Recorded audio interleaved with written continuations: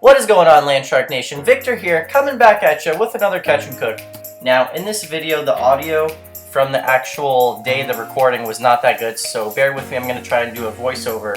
Now, the first two fish that you guys are seeing in this video that we're hauling over the side is a mystic grouper on the right and then a yellow eye snapper on the left. Now, this is one of the best doubles you guys can get while deep dropping. This is from our Bahamas trip. And you guys see how that mystic grouper's eyeballs are exploded? That is actually barotrauma, and I'll get into that a little bit later. The yellow eye snapper that I'm holding is actually pretty big for that species. It is definitely above average, and we're really happy to get it. One of the tastiest fish you guys can get in the ocean, and a pretty decent sized mystic grouper as well.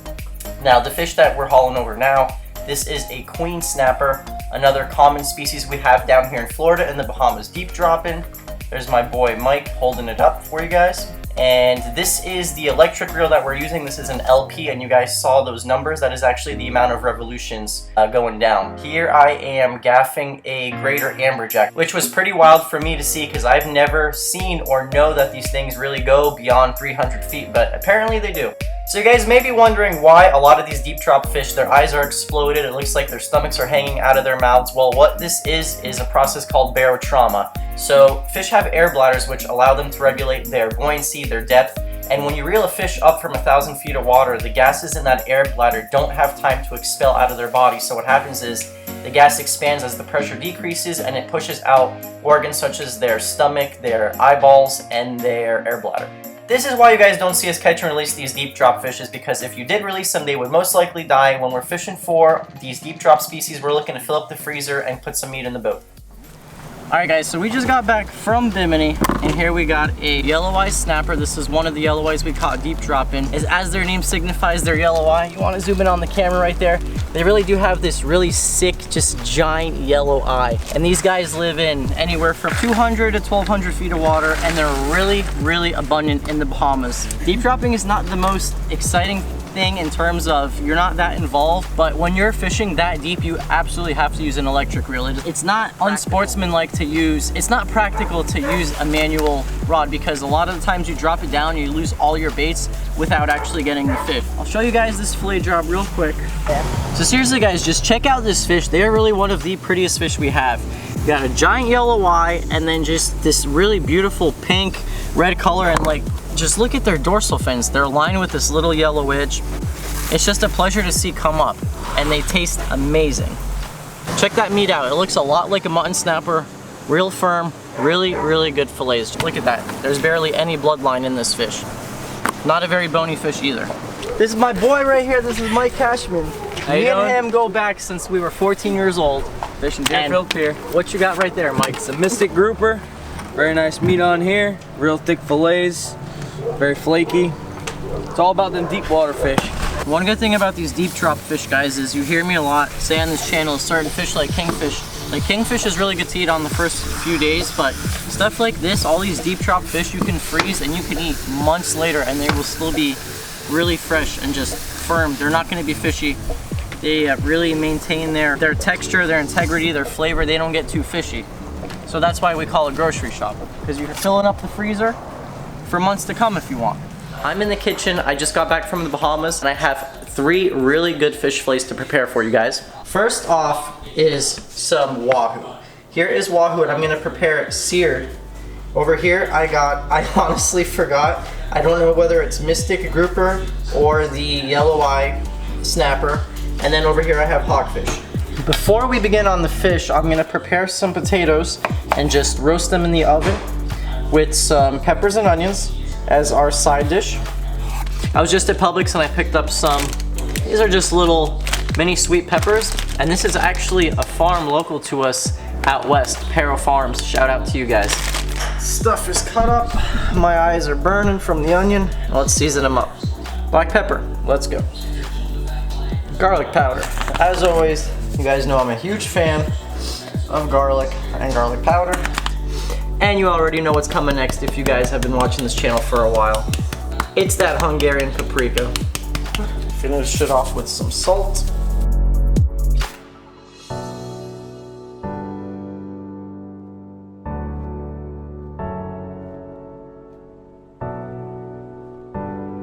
Since this hurricane's coming, I don't know if we're gonna lose power or what. I'm trying to go all out here. I'm making 3 different kinds of preparations.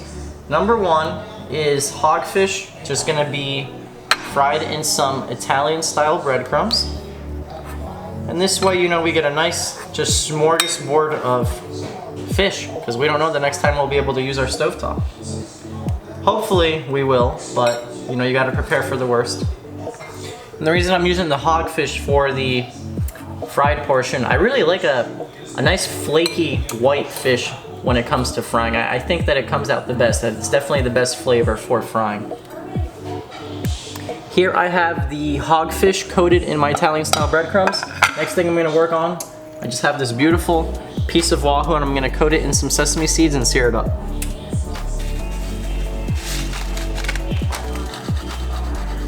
Now I'm patting my wahoo log dry. I want those sesame seeds to stick.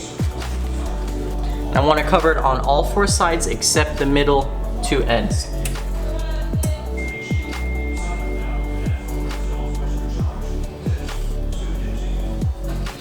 Okay, let's set this guy right here.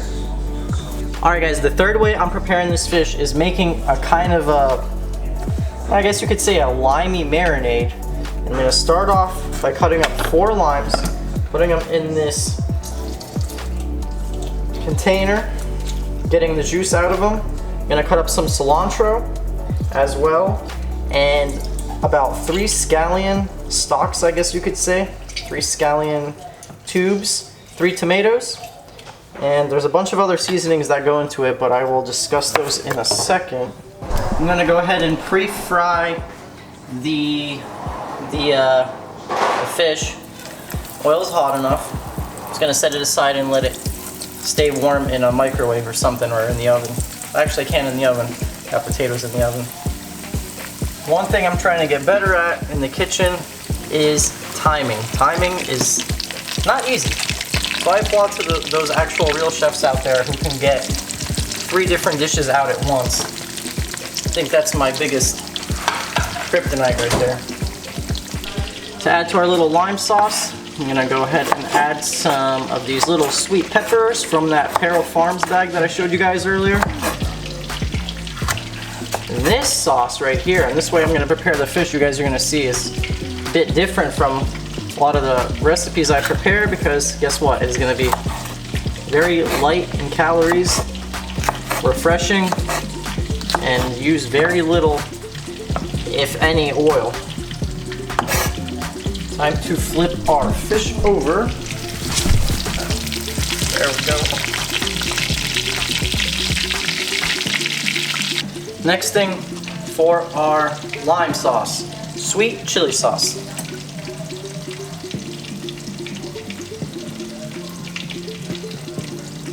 Some crushed red pepper. A little bit of crystal. Garlic powder, salt, thicken it up a little bit, some honey.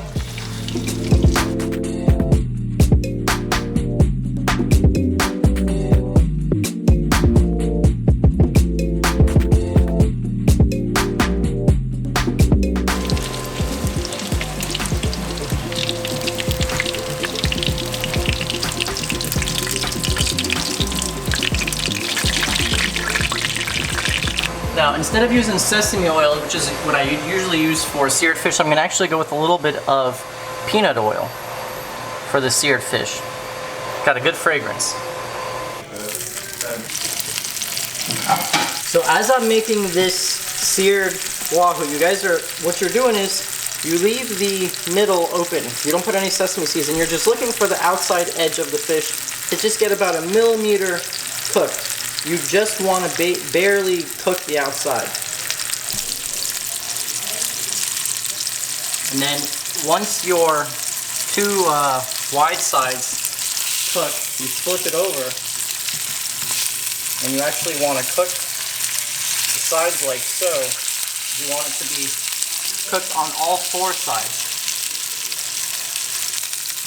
Okay, now let's do this side. Now for this part, when you're actually carving the seared wahoo, you need a sharp knife. This is my knife of choice, the Dexter, and I always have this stone on me. Both will be in the description box below. And it's easy to sharpen your knife as just doing this. Run it flat along here. Sharp, sharp knife. So you get those nice cuts, just like that. If you don't have a sharp knife, your pieces of fish are gonna fall apart. See, what's happening here is it falls apart unevenly in some sides. You wanna make sure it's cooked all the way around. I had a few areas where it didn't cook through.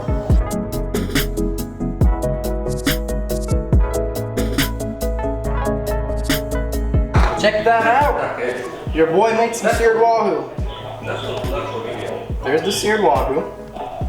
There's the fried fish, and you guys are about to witness the third masterpiece. So I got some cast iron pans right here. These bad boys are gonna go on the grill. All of those flavors are just gonna marinate together. Here is my lime pepper marinade. Come over here.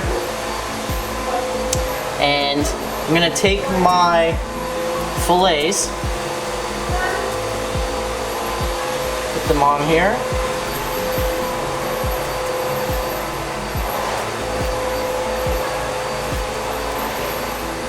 Just like so. And like I said, very light in calories. This style, you're gonna see me barely just drizzle a little bit of olive oil on this guy. Just like that.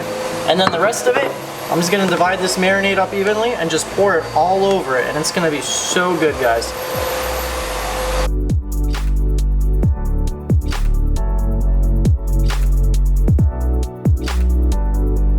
You even have to season your fish. You basically are just seasoning it in this marinade. This guy needs some more juice.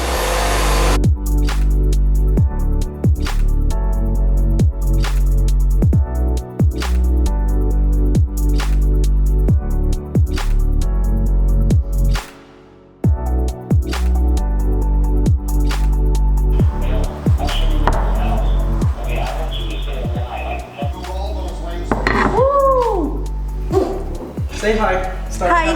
Hi. Say hi. Hi. So guys, this might be not the last meal, but this might be the last video you guys see for a while. This might be the last catch and cook you see for a while. Really wish us luck on Hurricane Irma. But just before anyone digs in, I want you guys to see this smorgasbord. I went all out. We have some fried hogfish, my grandma's favorite. She loves fried fish. We have seared wahoo, sesame crusted, and check that out. How good did those look?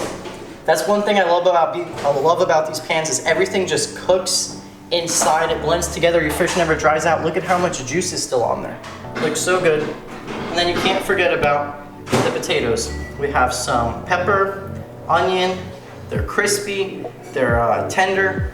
So let's dig in and see what everyone thinks. So which one was your favorite? This one. The one in the pan? Mm-hmm. Yep. It was flavorful, juicy. Yeah, so but everyone is so good. How about you, Grandma? Also, Which one was your favorite? one. You guys gotta try it, I'm serious. These pans, Brooke and I always use them in our videos. They are very, very good. I will post a link in the description box below. They work so well because everything cooks together and everything retains its juice and all those flavors just blend and you just get left with this very nice sauce. Thank you for watching the video, guys. If you want to see more catch and cooks just like the one you saw, please make sure to hit that subscribe button, like this video, and leave a comment below. Is this real life? Is this real life? I never got a sound.